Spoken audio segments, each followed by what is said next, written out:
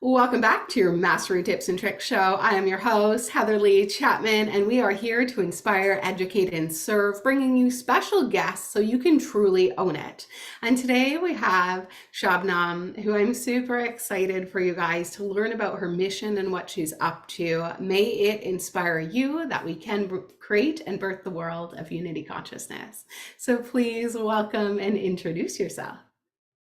Hello, thank you, Heather, for having me here. My name is Shabnam Naz Ansari. I'm the founder and executive director of Waqt Masjid.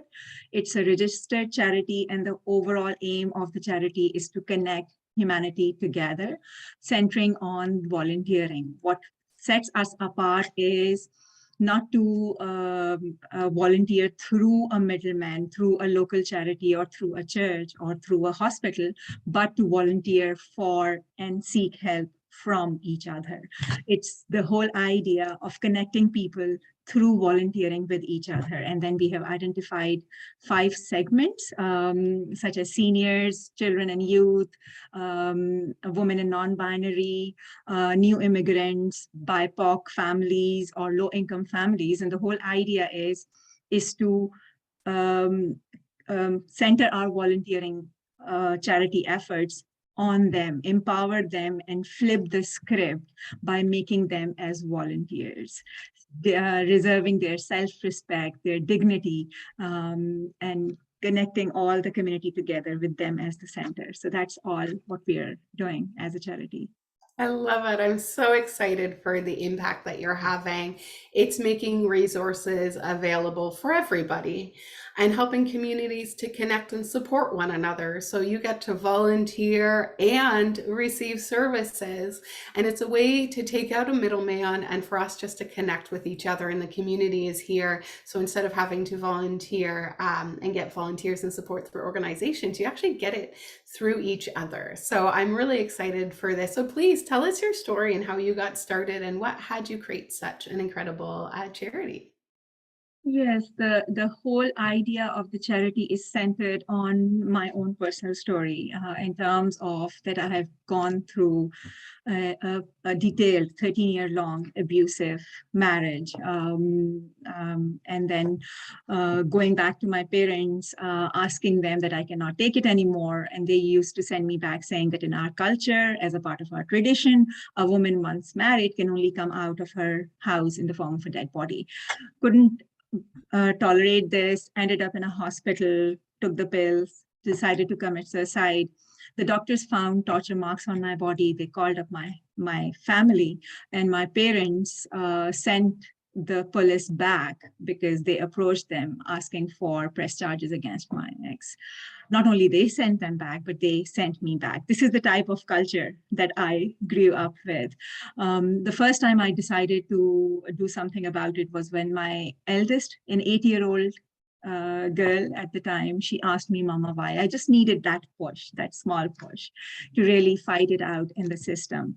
I went through the courts. The lawyer said that now the law has changed. You're lucky. You will get the divorce in 3 months' time. But what I realized was that the law has changed. The practice was not. I entered into a 3-year-long legal battle, character assassination, end-to-end, changing of lawyers because he used to bribe the lawyers, family pressure. At the end of the 3-year period, when I got the divorce, I had given up on the system. I was really connected to my children, 2 daughters and a son. Went to Dubai in search of my job, couldn't get it, came back. I was at that point of time senior vice president, 2nd largest bank in Pakistan. I decided, okay, fine, I'll just stay here. But he applied for the custody of the children, was at my weakest. I didn't have the strength, went to the courts, gave up the custody of my children with my own hands, left the country as a rebel because I had given up on the system, on my religion, on family, friends, everything. But later on, when I decided to study the Quran, I realized that this is not what the divine is saying. It is the hearsay that people are following. So ever since then, I made it my life mission to not let anybody endure what I had gone through. I created this organization by the name of Waqt. So Waqt stands for time in our language. It basically means enough is enough. And it is worldwide Quran thinkers. And the whole idea was for everyone to study the Quran. Waqt Masjid is basically the practical arm of Waqt. And here where we are implementing the Quranic principles, which are only two key principles. One is that whatever we are given as a trustee. We are to spend it for the benefit of others. That is the first key principle. And that is where the charity is built on. Volunteering is at the side. And the second is that we cannot judge anybody else. We are only asked to connect humanity based on what makes us human. So no judgment, no exclusion. So Waqt Masjid is all about Waqt. Enough is enough, shattering all the discriminatory boxes, connecting people with each other and connecting communities together. With respect to my children, I kept on fighting for the custody, got the custody back after 8 years gap. But what I realize now that I am not a mother to them anymore. I'm still getting there. I will get there. And the second is that all of them are suffering and diagnosed with various forms of mental health condition. My son is diagnosed with ADHD, anxiety, and OCD.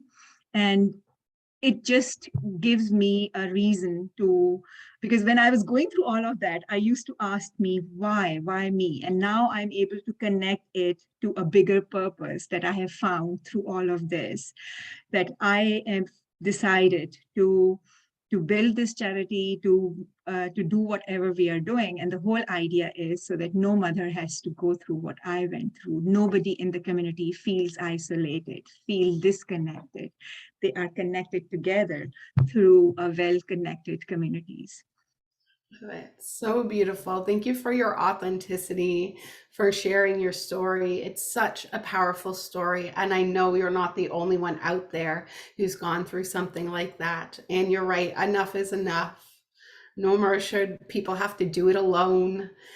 We should be able to rely on our communities, release the judgments. I like to say God doesn't see any disabilities. He doesn't see color. There's none of that. We're all God's children. We are unity consciousness. We know energy is neither created nor destroyed. So we are all made of that same stuff. We all bleed red.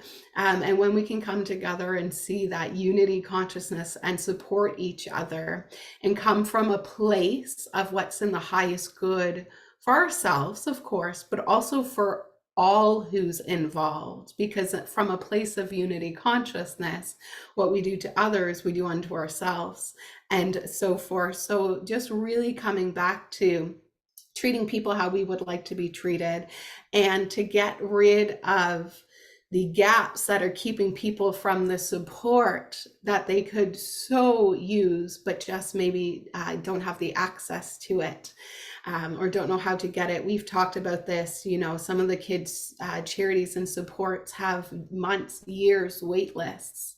Why, when we can all turn around and help and support? So I love what you do. It almost brings me to tears. I'm so proud of you. And so if you could give a couple tips that you would like to share that you think everyone could use and benefit, just a little bit more, that you think, some advice for everyone here listening today, why they should check you out, how they could participate in what you're doing, how they could get involved, that would be great. Yeah, so there are basically 3 to 4 different ways. The first one is that it is the website that we have, the charity's website, waqtmasjid.com, is basically a marketplace for volunteering. So if you have time, if you have skills, if you have whatever you want to give help to or volunteer for those who are living around you, I would ask you to come on board. register yourself as volunteer and offer these services. In terms of these services and skills, they are of wide variety. So even if you think that you do not have any skill that you can give, you do not have any wealth or anything, you would still have time. You can still become a company buddy for a senior who might be isolated. You can still be an company buddy for a person who is feeling isolated and alone. And that company buddy can be even on the phone. So it does not take much. Whatever you can do, come on board, become volunteer for those who are living around you. That is the first and the foremost aim of the charity. The second is in terms of our programs that we have already launched. So we have already launched the programs for seniors, for children, for youth, and the programs are all about empowering these segments and connecting them to their communities. So for our seniors program is all about the free drop-ins that's happening every week, through which they are learning skills, getting themselves acquainted to digital literacy. And then we are connecting them to youth through that intergenerational connect. We are training the youth to become mentor for the seniors. So all the youth is called mentor, but they are getting so much value in terms of that intergenerational connect with seniors, the wisdom. And then there are other programs that are in the pipeline, such as empowerment beyond boundaries for women and non-binary.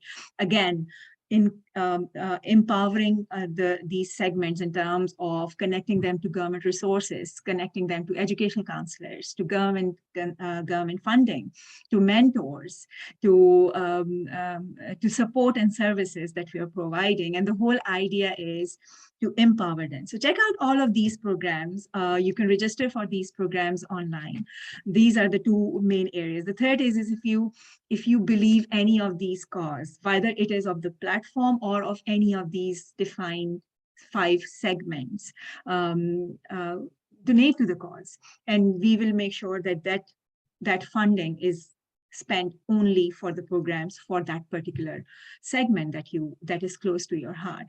And the fourth is we're looking for collaborations and partnerships. So where we all come together, and where we all come together can be done in terms of joining us as our team. So in our opportunities section, you can see all the positions that is available for working with us or collaborating with us. So you can collaborate with us in any ways and means possible, wherever you think you can add value to the charity's cause, and help in connecting resilient and stronger communities. I love it. So, on a mission to connect more resilient and stronger communities and build communities that come together and support one another. So, that link is there in the description. You're going to want to click on that so that you can learn more, and whether you're looking for support or you're looking to support or you're looking to see how you can better help this charity and cause really grow and take on a life of its own, because this is the future. This is our future. It is unity consciousness. So I just want to say thank you so much for what you do, for overcoming your adversities, for turning around and making it a mission to help others so they're never alone, and so that we can all live our best life, because we deserve to, and everybody deserves to be given their best chance. So thank you for what you do. Thank you, Heather. Thank you so much for having me here and listening to me and listening about charity, and for so much support and love and compassion that you give. Thank you. Absolutely, my pleasure. So guys, that link is in the description. You're going to want to check that out right now. Go ahead and click on it. And this is your time to give back. And we know that one of the best ways to feel like receiving in the brain is to give, because it doesn't understand the difference. So go out and give and receive and take part in this opportunity to truly create a world of unity consciousness. So thank you again. Thank you to our listeners. And remember, stay happy, healthy, wealthy, expect magic and miracles, and we'll see you on the next episode. Thank you so much.